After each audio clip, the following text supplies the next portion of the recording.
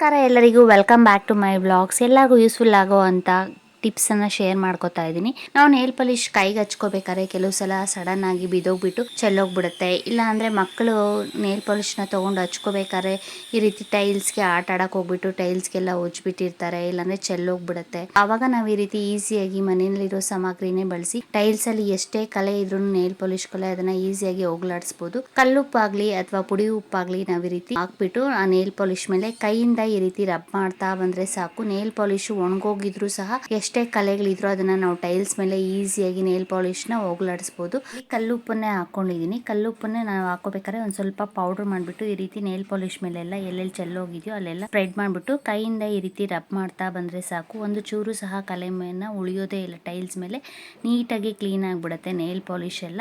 ನಾವು nail polish tiles ಮೇಲೆ ಬಿದ್ದಾಗ ಕ್ಲೀನ್ ಮಾಡ್ಕೋಬಹುದು. ಈ ಟಿಪ್ಸ್ ಎಲ್ಲಾ ಮಹಿಳೆಯರಿಗೂ ಯೂಸ್ಫುಲ್ ಆಗುತ್ತೆ ಫ್ರೆಂಡ್ಸ್. ನೆಕ್ಸ್ಟ್ ಟಿಪ್ ಬಂದು ಮನೆಯಲ್ಲಿ ಫಂಕ್ಷನ್ಸ್ಗೆ ಅಂತ ಇನ್ವಿಟೇಷನ್ ಕಾರ್ಡ್ ಬರ್ತಾ ಇರುತ್ತೆ. ಗೃಹ ಪ್ರವೇಶದಾಗ್ಲಿ ಅಥವಾ ಮದ್ವೆಗಳ ಇನ್ವಿಟೇಷನ್ ಕಾರ್ಡ್ಸ್ ತುಂಬಾ ಬರುತ್ತೆ. ಅದನ್ನೆಲ್ಲ ನಾವು ವೇಸ್ಟ್ ಅಂತ ಅವ್ರ ಮದ್ವೆ ಮುಗಿದ ತಕ್ಷಣ ಬಿಸಾಡ್ಬಿಡ್ತೀವಿ. ಅದನ್ನ ಬಿಸಾಡೋ ಬದಲು ನಾವು ಈ ರೀತಿ ಯೂಸ್ ಮಾಡ್ಕೋಬಹುದು ಫ್ರೆಂಡ್ಸ್. ಇನ್ವಿಟೇಷನ್ ಕಾರ್ಡ್ ತಗೊಂಡು ಆ ಕಾರ್ಡ್ ಪ್ರಿಂಟೆಡ್ ಸೈಡ್ ಬಿಟ್ಟು ಈ ರೀತಿ ಪ್ರಿಂಟೆಡ್ ಏನು ಇಲ್ಲದೆ ಇರೋ ಕಾರ್ಡ್ ಇರುತ್ತಲ್ಲ, ಮೇಲೆ ಡಿಸೈನ್ ಮಾತ್ರ ಇರುತ್ತೆ, ಆ ರೀತಿ ಕಾರ್ಡ್ಸ್ ನ ತಗೊಂಡು ನಾನಿಲ್ಲಿ ಆ ಸೈಡ್ ಎಡ್ಜಸ್ನೆಲ್ಲ ನೀಟಾಗಿ ಕಟ್ ಮಾಡ್ಕೊಂಡು ಒಂದೇ ಸಮವಾಗಿ ಮಾಡ್ಕೊಂಡಾದ್ಮೇಲೆ ಈ ಕಾರ್ಡನ್ನೇ ನಾವು ಫೋಲ್ಡ್ ಮಾಡಿಬಿಟ್ಟು ಒಂದು ಪ್ರೆಸೆಂಟೇಷನ್ ಕಾರ್ಡ್ ಆಗಿ ಮಾಡ್ಬೋದು. ನಾವು ಫಂಕ್ಷನ್ಸ್ಗೆ ಹೋಗ್ಬೇಕಾದ್ರೆ, ಗೃಹ ಪ್ರವೇಶಕ್ಕಾಗಲಿ ಅಥವಾ ಮದುವೆಗಳಿಗೆ ಹೋಗ್ಬೇಕಾದ್ರೆ ನಮಗೆ ಪ್ರೆಸೆಂಟೇಷನ್ ಕಾರ್ಡ್ ಬೇಕಾಗುತ್ತೆ. ಮನೆಯಲ್ಲಿ ಖಾಲಿ ಆಗಿಬಿಟ್ಟಿರುತ್ತೆ ಪ್ರೆಸೆಂಟೇಷನ್ ಕಾರ್ಡ್ಸು.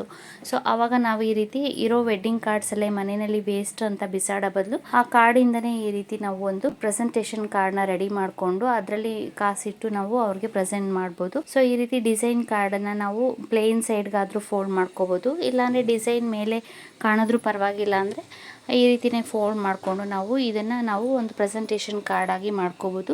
ಜಸ್ಟ್ ಸಿಂಪಲ್ಲು ಈ ರೀತಿ ಒಂದು ಫೋಲ್ಡ್ ಮಾಡ್ಕೊಂಡಾದ್ಮೇಲೆ ಇನ್ನೊಂದು ಸೈಡಲ್ಲಿ ಎಕ್ಸ್ಟ್ರಾ ಇರುತ್ತಲ್ಲ ಅದನ್ನು ನಾನಿಲ್ಲಿ ಈ ರೀತಿ ಸೈಡ್ನ ಫೋಲ್ಡ್ ಮಾಡಿಕೊಂಡು ಎಕ್ಸ್ಟ್ರಾ ಇರೋದನ್ನು ಈ ರೀತಿ ಕಟ್ ಮಾಡ್ಕೋಬೇಕು.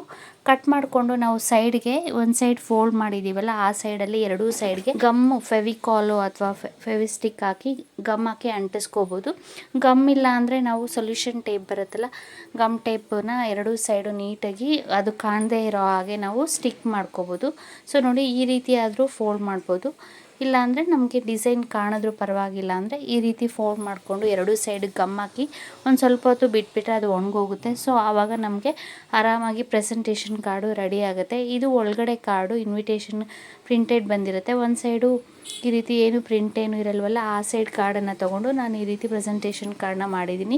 ಈ ರೀತಿ ಮೇಲೆ ಕವರಿಂದನೂ ಸಹ ನಾವು ಇನ್ವಿಟೇಷನ್ ಕವರ್ ಇರುತ್ತಲ್ಲ ಆ ಕವರಿಂದನೂ ಸಹ ನಾವು ಈ ರೀತಿ ಪ್ರೆಸೆಂಟೇಷನ್ ಕಾರ್ಡ್ಸ್ನ ಮನೆಯಲ್ಲಿ ಮಾಡಿಟ್ಕೊಂಡ್ಬಿಟ್ರೆ ಸಡನ್ ಆಗಿ ಏನಾದರೂ ಫಂಕ್ಷನ್ಸ್ ಬಂದಾಗ ಅಂಗಡಿಗೆ ಹೋಗಿ ತೊಗೊಂಡು ಬರೋ ಬದಲು ಇದೇ ಕಾರ್ಡಲ್ಲಿ ನಾವು ದುಡ್ಡು ಹಾಕ್ಬಿಟ್ಟು ಅವ್ರಿಗೆ ಪ್ರೆಸೆಂಟ್ ಮಾಡ್ಬೋದು. ಸೊ ನೋಡಿ ಪ್ರೆಸೆಂಟೇಷನ್ ಕಾರ್ಡು ರೆಡಿ ಆಗಿದೆ. ಈ ರೀತಿ ನೀಟಾಗಿ ಫೋಲ್ಡ್ ಮಾಡ್ಕೋಬೇಕು. ಈ ರೀತಿ ಇನ್ವಿಟೇಷನ್ ಕಾರ್ಡಲ್ಲಿ ನಾವು ಪ್ರೆಸೆಂಟೇಷನ್ ಕಾರ್ಡ್ ಮಾಡ್ಕೊಂಡಾದ್ಮೇಲೆ ಅದ್ರ ಕವರ್ ಇರುತ್ತಲ್ಲ ಮೇಲೆ ಕವರ್, ಅದರಲ್ಲೂ ಸಹ ನಾವು ಈ ರೀತಿ ಪ್ರೆಸೆಂಟೇಷನ್ ಕಾರ್ಡ್ನ ರೆಡಿ ಮಾಡ್ಕೋಬಹುದು. ಆ ಕವರ್ನ ತಗೊಂಡು ಈ ಸೈಡಲ್ಲಿ ಗಮ್ ಹಾಕಿ ಅಂಟಿಸಿರ್ತಾರಲ್ಲ ಅಲ್ಲಿ ಕರೆಕ್ಟಾಗಿ ಕಟ್ ಮಾಡ್ಕೋಬೇಕು. ಸೈಡಲ್ಲಿ ಎಡ್ಜಸ್ ಕಟ್ ಆದ್ರೂ ಮಾಡ್ಕೋಬಹುದು.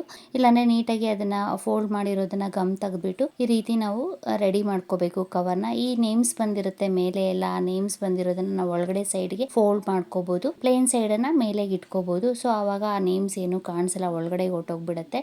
ಸೊ ಇಲ್ಲಿ ನಾನು ಒಂದು ಸೈಡ್ ಪೇಪರ್ನ ಬಳಸ್ತಾ ಇದ್ದೀನಿ. ಸೊ ಈ ಸೈಡನ್ನು ನೀಟಾಗಿ ಈ ರೀತಿ ಕಟ್ ಮಾಡಿಕೊಂಡು ದೊಡ್ಡದಾಗಿ ಅನ್ಸಿದ್ರೆ ನಾವು ಸೈಡಲ್ಲಿ ಒಂದು ಸ್ವಲ್ಪ ಟ್ರಿಮ್ ಮಾಡ್ಕೋಬೇಕು. ಜಸ್ಟ್ ಈ ರೀತಿ ಫೋಲ್ಡ್ ಮಾಡ್ಕೊಂಡ್ರೆ ಸಾಕು. ಸೊ ನಾನು ಒಂದು ಅರ್ಧ ಕಟ್ ಮಾಡ್ಕೊಂಡಿದ್ದೀನಿ. ಅರ್ಧ ಕಟ್ ಮಾಡ್ಕೊಂಡು ಈ ಎಡ್ಜಸ್ನ ಈ ರೀತಿ ಟ್ರಿಮ್ ಮಾಡ್ಕೊಂಡು ಸ್ಟ್ರೈಟ್ ಆಗಿ ಮಾಡ್ಕೋತಾ ಇದ್ದೀನಿ ಪೇಪರ್ನ. ಈ ಸೈಡಲ್ಲಿ ತುಂಬಾ ಥಿಕ್ನೆಸ್ ಆಗಿರೋದ್ರಿಂದ ನಾನು ಈ ರೀತಿ ಕಟ್ ಮಾಡ್ಕೋತಾ ಇದ್ದೀನಿ. ಕಟ್ ಮಾಡ್ಕೊಂಡಾದ್ಮೇಲೆ ಇಲ್ಲಿ ನೋಡಿ ಒಂದು ಸೈಡ್ ನಾನು ಚಿಕ್ಕದಾಗಿ ಫೋಲ್ಡ್ ಮಾಡ್ಕೊಂಡಿದ್ದೀನಿ, ಇನ್ನೊಂದು ಸೈಡ್ ಈ ರೀತಿ ದೊಡ್ಡದಾಗಿ ನಾವು ಒಂದು ಸ್ವಲ್ಪ ಅರ್ಧಕ್ಕೆ ಈ ರೀತಿ ಫೋಲ್ಡ್ ಮಾಡ್ಕೊಂಡು ಎರಡೂ ಸೈಡು ಈ ರೀತಿ ಗಮ್ ಹಾಕಿ ಅಂಟಿಸ್ಕೋಬಹುದು. ಗಮ್ಮು ಎಲ್ಲ ಅಕಸ್ಮಾತ್ ಅಂದ್ರೆ ನಾವು ಸ್ಟ್ಯಾಪ್ಲರ್ ಅಲ್ಲಿ ಪಿನ್ ಮಾಡ್ಕೋಬಹುದು. ಪಿನ್ ಮಾಡ್ಕೊಂಡು ಸಹ ನೀಟಾಗಿ ಕುತ್ಕೊಳ್ಳುತ್ತೆ. ಒಂದು ಮೂರ್ ಪಿನ್ ಆ ಕಡೆ ಈ ಕಡೆ ನಾವು ಪಿನ್ ಮಾಡ್ಕೊಂಡ್ಬಿಟ್ಟು, ಪಿನ್ ಹಾಕೋದಕ್ಕಿಂತ ನಾವು ಗಮ್ ಹಾಕಿ ಸ್ಟಿಕ್ ಮಾಡ್ಕೊಂಡ್ರೆ ಆ ಪಿನ್ ಏನು ಕಾಣಲ್ಲ. ಇಲ್ಲಿ ಈ ರೀತಿ ಎರಡೂ ಸೈಡು ಸ್ಟ್ಯಾಪ್ಲರ್ ಪಿನ್ ಇಂದ ಪಿನ್ ಮಾಡಿದ್ದೀನಿ ನೋಡಿ. ಈ ರೀತಿ ನಾವು ಪ್ರೆಸೆಂಟೇಷನ್ ಕಾರ್ಡ್ನ ವೇಸ್ಟ್ ಅಂತ ಬಿಸಾಡೋ ವೆಡ್ಡಿಂಗ್ ಕಾರ್ಡಿಂದ ರೆಡಿ ಮಾಡ್ಕೋಬೋದು. ಇದನ್ನು ಮಕ್ಕಳಿಗೆ ಆಟ ಆಡೋಕೆ ಕೊಟ್ಟರೆ ಅವರು ಒಂದು ಪರ್ಸ್ ಥರ ಯೂಸ್ ಮಾಡ್ತಾರೆ, ದುಡ್ಡು ಇಟ್ಕೊಳ್ಳೋದು ಆಟ ಆಡೋಕ್ಕೆಲ್ಲ ಬಳಸ್ಕೋತಾರೆ. ಸೊ ಅವ್ರಿಗೂ ಖುಷಿ ಆಗುತ್ತೆ ಈ ರೀತಿ ಮಾಡ್ಕೊಡೋದ್ರಿಂದ.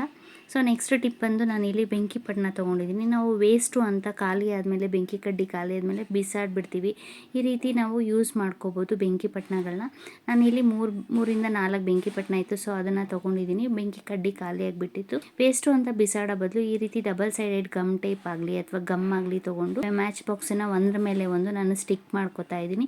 ಈ ರೀತಿ ಡಬಲ್ ಸೈಡೆಡ್ ಗಮ್ ಹಾಕಿ ನಾವು ಸ್ಟಿಕ್ ಮಾಡಿಕೊಂಡು ಇದರಲ್ಲಿ ನಾವು ಏನಾದರೂ ಸ್ಟೋರೇಜ್ ಬಾಕ್ಸ್ ಥರ ಯೂಸ್ ಮಾಡ್ಬೋದು. ಇಲ್ಲಾಂದರೆ ಮಕ್ಕಳಿಗೆ ಆಟ ಆಡೋಕ್ಕೆ ಈ ರೀತಿ ಮಾಡಿಕೊಟ್ರೆ ಅವರು ಸಹ ಇಷ್ಟಪಡ್ತಾರೆ. ಇದನ್ನು ಆಟ ಆಡೋಕ್ಕೆಲ್ಲ ಬಳಸ್ಕೋತಾರೆ. ಒಂದು ಆಟ ಸಾಮಾನು ಥರ ಆಗುತ್ತೆ. ಸೊ ಇದನ್ನು ನಾವು ಡ್ರೆಸ್ಸಿಂಗ್ ಟೇಬಲ್ ಹತ್ರ ಈ ರೀತಿ ಸೇಫ್ಟಿ ಪಿನ್ಸು, ಏರ್ ಪಿನ್ಸು ಎಲ್ಲ ಹಾಕಿ ಎತ್ತಿಡ್ಬೋದು ಆರಾಮಾಗಿ. ಇದರಲ್ಲಿ ನಾವು ಇಯರಿಂಗ್ಸ್ ಕೂಡ ಸ್ಟೋರ್ ಮಾಡಿ ಇಟ್ಕೋಬೋದು. ಸ್ಟೋರೇಜ್ ಬಾಕ್ಸ್ ಥರ ನಾವು ಬೆಂಕಿ ಪಟ್ಟಣನ ಬಳಸ್ಬೋದು ಫ್ರೆಂಡ್ಸ್. ನೆಕ್ಸ್ಟ್ ಟಿಪ್ ಬಂದು ನಾನಿಲ್ಲಿ ಪ್ಯಾಕ್ ತೊಗೊಂಡಿದ್ದೀನಿ. ನಾವು ಫಂಕ್ಷನ್ಸ್ಗೆಲ್ಲ ಹೋಗೋಕ್ಕೆ ಅಂತ ಈ ರೀತಿ ಸ್ಟಿಕ್ಕರ್ಸ್ನ ತಂದಿರ್ತೀವಿ. ಇದರಲ್ಲಿ ಗಮ್ಮೇ ಇರೋದಿಲ್ಲ, ನಾವು ಇಟ್ಕೊಂಡಿದ ತಕ್ಷಣ ಹಾಗೆ ಉದುರೋಗ್ತಾ ಇರುತ್ತೆ. ಸೊ ಈ ರೀತಿ ಆದಾಗ ನಾವು ಈ ಸ್ಟಿಕ್ ಫ್ರಿಜ್ಜಲ್ಲಿ ಇಟ್ಟು ಹೊರಗಡೆ ತೆಗೆದಾದ್ಮೇಲೆ ನಾವು ಬಳಸೋದ್ರಿಂದ ಅದು ನಾವು ಇಟ್ಕೊಂಡಿದ ತಕ್ಷಣ ಹಾಗೆ ಉದುರೋಗುತ್ತಲ್ಲ, ಆ ಪ್ರಾಬ್ಲಮ್ ಹೊಟ್ಟೋಗುತ್ತೆ ಫ್ರೆಂಡ್ಸ್. ಈ ಟಿಪ್ಸ್ ಎಲ್ಲರಿಗೂ ಯೂಸ್ಫುಲ್ ಆಗ್ಬೋದು ಅಂದ್ಕೊಂಡಿದ್ದೀನಿ. ಟಿಪ್ಸ್ ನಿಮಗೆ ಯೂಸ್ಫುಲ್ ಅನ್ಸಿದ್ರೆ ಪ್ಲೀಸ್ ಲೈಕ್ ಮಾಡಿ, ಶೇರ್ ಮಾಡಿ, ಸಬ್ಸ್ಕ್ರೈಬ್ ಮಾಡಿ, ಫಾಲೋ ಮಾಡಿ ನೋಡಿ ಫ್ರೆಂಡ್ಸ್. ಟಿಪ್ ಅಂತೂ ನಾನಿಲ್ಲಿ ನೇಲ್ ಪಾಲಿಶ್ ತೊಗೊಂಡಿದ್ದೀನಿ. ನೇಲ್ ಪಾಲಿಶ್ನ ನಾವು ನೇಲ್ಸ್ಗೆ ಅಪ್ಲೈ ಮಾಡ್ಕೋಬೇಕಾದ್ರೆ ಸೈಡಲ್ಲೆಲ್ಲ ಕೆಲವು ಸಲ ಆ ಸ್ಕಿನ್ಗೆಲ್ಲ ಅಂಟ್ಕೋತಾ ಇರುತ್ತೆ. ಸೊ ಆ ರೀತಿ ಅಂಟ್ಕೊಂಡಾಗ ಅದು ರಬ್ ಮಾಡಿದ್ರು ಕೆಲವು ಸಲ ಹೋಗಲ್ಲ. ಸೊ ಆ ರೀತಿ ಆಗದೆ ಇರೋ ಹಾಗೆ ನಾವು ವ್ಯಾಸ್ಲಿನ್ ಆಗಲಿ ಅಥವಾ ಈ ರೀತಿ ಮಾಯ್ಶ್ಚರೈಸರ್ ಆಗಲಿ ಈ ರೀತಿ ನಾವು ನೇಲ್ ಪಾಲಿಶ್ ಅಪ್ಲೈ ಮಾಡ್ಕೊಳ್ಳೋದಕ್ಕೆ ಮುಂಚೆ ಸ್ಕಿನ್ಗೆ ಸುತ್ತೂ ನಾವು ಈ ರೀತಿ ಅಪ್ಲೈ ಮಾಡಿ ಆಮೇಲೆ ನಾವು ನೇಲ್ ಪಾಲಿಶ್ ಅಪ್ಲೈ ಮಾಡ್ಕೊಳ್ಳೋದ್ರಿಂದ ನೇಲ್ ಪಾಲಿಶ್ ಏನಾದರೂ ಸ್ಕಿನ್ಗೆ ಅಂಟ್ಕೊಂಡಿದ್ರೆ ಸೈಡಲ್ಲೆಲ್ಲ, ಆವಾಗ ನಾವು ಕಾಟನ್ ತೊಗೊಂಡು ಜಸ್ಟ್ ಈಗ ರಬ್ ಮಾಡಿದ್ರೆ ಸಾಕು, ನೇಲ್ ಪಾಲಿಶ್ ನೀಟಾಗಿ ಹೊಟ್ಟೋಗ್ಬಿಡುತ್ತೆ ನಾವು ವ್ಯಾಸ್ಲಿನ್ ಅಥವಾ ಮಾಯ್ಶ್ಚರೈಸರ್ ಅಪ್ಲೈ ಮಾಡೋದ್ರಿಂದ.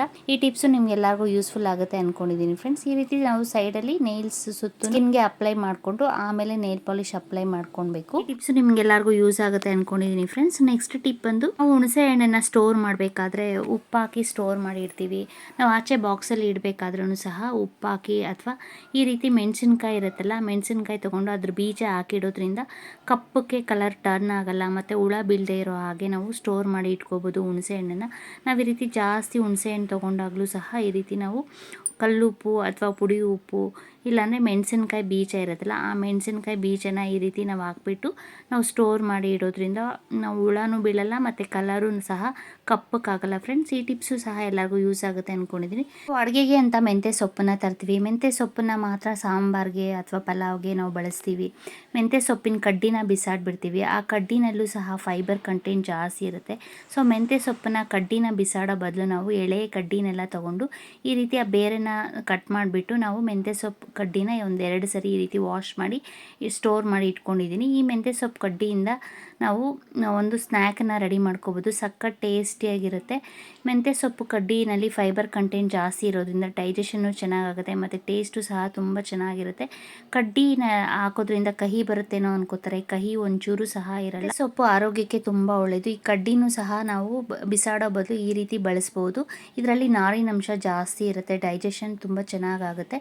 ಸೊ ಇಲ್ಲಿ ನಾನು ಮೆಂತ್ಯ ಸೊಪ್ಪಿನ ಕಡ್ಡಿನ ಈ ರೀತಿ ನಾನು ಬೇರೆಲ್ಲ ತೆಗೆದ್ಬಿಟ್ಟು ಎಳೆ ಕಡ್ಡಿ ತೊಗೊಂಡು 2 ಸರಿ ನೀರಲ್ಲಿ ವಾಶ್ ಮಾಡಿ ಇಟ್ಕೊಂಡಿದ್ದೀನಿ. ಇದ್ರ ಜೊತೆಗೆ ನಾನಿಲ್ಲಿ ಒಂದು ಈರುಳ್ಳಿ ಕಟ್ ಮಾಡ್ಕೊತಾ ಇದ್ದೀನಿ. ದಪ್ಪ ಈರುಳ್ಳಿ ತೊಗೊಂಡು ಸಣ್ಣದಾಗಿ ಹೆಚ್ಚಿಟ್ಕೊಂಡಿದ್ದೀನಿ. ಮತ್ತು ನಾವಿಲ್ಲಿ ಆಲೂಗಡ್ಡೆ ತೊಗೋಬೇಕು. ಆಲೂಗಡ್ಡೆ ಸಿಪ್ಪೆ ಬೇಕಾದರೆ ತೆಗೆದ್ಬಿಟ್ಟು ಆಮೇಲೆ ನಾವು ಈ ರೀತಿ ಸಣ್ಣದಾಗಿ ಕಟ್ ಮಾಡ್ಕೋಬೇಕು. ನಾನಿಲ್ಲಿ ಸಿಪ್ಪೆ ಸಮೇತನೇ ಚೆನ್ನಾಗಿ ಆಲೂಗಡ್ಡೆನ 1-2 ಸರಿ ವಾಶ್ ಮಾಡಿಕೊಂಡು ಈ ರೀತಿ ಸಣ್ಣ ಪೀಸಸ್ ಆಗಿ ಆಲೂಗಡ್ಡೆನ ಕಟ್ ಮಾಡಿ ಇಟ್ಕೊಂಡಿದ್ದೀನಿ. ಇದ್ರ ಜೊತೆಗೆ ಈಗ ನಾವು ಮೆಂತ್ಯ ಸೊಪ್ಪಿನ ಕಡ್ಡಿ ತೊಗೊಂಡಿದ್ದೀವಲ್ಲ, ಆ ಕಡ್ಡಿನ ತೊಗೊಂಡು ನಾವು ಸಣ್ಣದಾಗಿ ಕಟ್ ಮಾಡ್ಕೋಬೇಕು.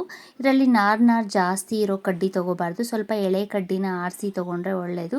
ತಿನ್ನಬೇಕಾದ್ರೆ ಇಲ್ಲಾಂದರೆ ನಮಗೆ ಆ ನಾರು ಥರ ಸಿಗ್ತಾ ಇರುತ್ತೆ. ಸೊ ಅದಕ್ಕೆ ನಾನಿಲ್ಲಿ ಎಳೆ ಕಡ್ಡಿ ತೊಗೊಂಡು ಈ ರೀತಿ ಸಣ್ಣದಾಗಿ ಪೀಸಸ್ ಮಾಡಿ ರೆಡಿ ಮಾಡಿ ಇಟ್ಕೋತಾ ಇದ್ದೀನಿ. ಈ ರೀತಿ ಸ್ನ್ಯಾಕನ್ನು ನೀವು ಸಹ ಟ್ರೈ ಮಾಡಿ ನೋಡಿ ಫ್ರೆಂಡ್ಸ್, ತುಂಬ ರುಚಿಯಾಗಿರುತ್ತೆ. ಒಂದ್ಸರಿ ಈ ಸ್ನ್ಯಾಕನ್ನು ಮಾಡಿ ನೋಡಿ, ಮಾಡಿದಾದ್ಮೇಲೆ ಇನ್ನೊಂದ್ಸರಿ ಮೆಂತ್ಯ ಸೊಪ್ಪು ತಂದಾಗ ಮೆಂತ್ಯ ಸೊಪ್ಪಿನ ಕಡ್ಡಿನ ಬಿಸಾಡೋದೇ ಇಲ್ಲ.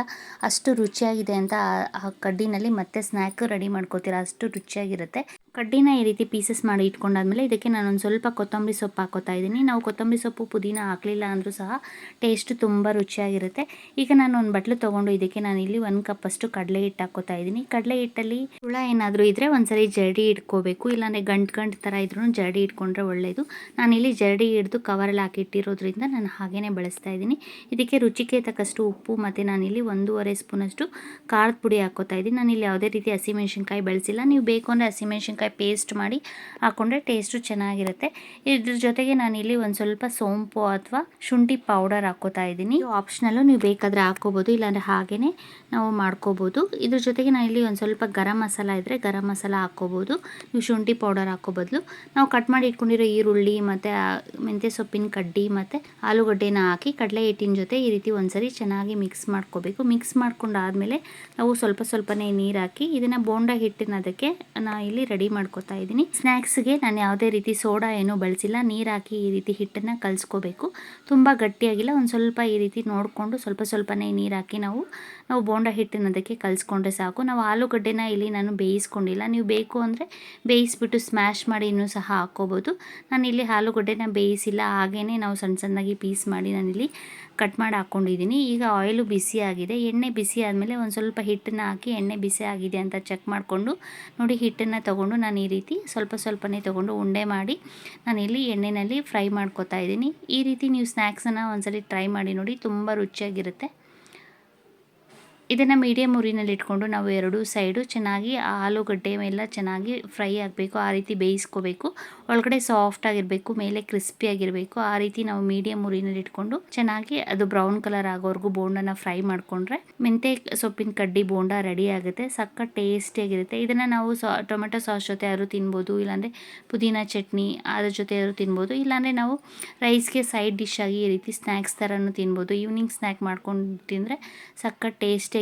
ಇವಾಗಂತೂ ಅವಾಗವಾಗ ಮಳೆ ಬರ್ತಾ ಇದೆ, ಆವಾಗ ಏನಾದರೂ ತಿನ್ನಬೇಕು ಅನಿಸಿದಾಗ ನಾವು ಈ ರೀತಿ ಮೆಂತ್ಯ ಸೊಪ್ಪಿದ್ದಾಗ ಮೆಂತ್ಯ ಸೊಪ್ಪು ಕಡ್ಡಿಯಿಂದ ಈ ರೀತಿ ಬೋಂಡ ಮಾಡ್ಕೊಂಡು ತಿಂದು ನೋಡಿ, ತುಂಬ ರುಚಿಯಾಗಿರುತ್ತೆ. ಈಗ ನೋಡಿ ಇದು ಎರಡೂ ಸೈಡು ಚೆನ್ನಾಗಿ ಫ್ರೈ ಆಗಿದೆ. ಬೋಂಡನಲ್ಲಿ ಒಂಚೂರು ಎಣ್ಣೆ ಇಲ್ಲದೆ ಇರೋ ಹಾಗೆ ಈ ರೀತಿ ಎಣ್ಣೆನೆಲ್ಲ ಸೋರಿಸ್ಬಿಟ್ಟು ನಾವು ತೆಗೆದು ಒಂದು ತೂತ್ ಬಟ್ಲಿಗೆ ಹಾಕೊಂಡಾದ್ಮೇಲೆ ಎಕ್ಸ್ಟ್ರಾ ಇಟ್ಟಿತ್ತಲ್ಲ ಅದರಲ್ಲಿ ನಾನು ಮತ್ತೆ ಈ ರೀತಿ ಬೋಂಡನ ಹಾಕ್ಕೋತಾ ಇದ್ದೀನಿ. ಮಾಡೋ ವಿಡಿಯೋಸು ವ್ಲಾಗ್ಸು ನಿಮ್ಗೆ ಇಷ್ಟ ಆದರೆ ಪ್ಲೀಸ್ ಲೈಕ್ ಮಾಡಿ, ಶೇರ್ ಮಾಡಿ ಮತ್ತು ಸಬ್ಸ್ಕ್ರೈಬ್ ಮಾಡಿ, ಸಪೋರ್ಟ್ ಮಾಡಿ ಫ್ರೆಂಡ್ಸ್. ಸಬ್ಸ್ಕ್ರೈಬ್ ಮಾಡೋದಕ್ಕೆ ಯಾವುದೇ ದುಡ್ಡೇನು ಕೊಡೋಷ್ಟಿಲ್ಲ. ಹಾಗೆಯೇ ಸಬ್ಸ್ಕ್ರೈಬ್ ಮಾಡಿ, ನೀವು ಪಕ್ಕದಲ್ಲಿರೋ ಬೆಲ್ ಐಕನ್ನ ಪ್ರೆಸ್ ಮಾಡಿದ್ರೆ ನಾನು ವಿಡಿಯೋಸ್ ಹಾಕಿದಾಗ ನಿಮಗೆ ನೋಟಿಫಿಕೇಷನ್ಸ್ ಬರುತ್ತೆ. ಸೊ ನೋಡಿ ಬೋಂಡ ರೆಡಿ ಆಗಿದೆ. Thanks for watching.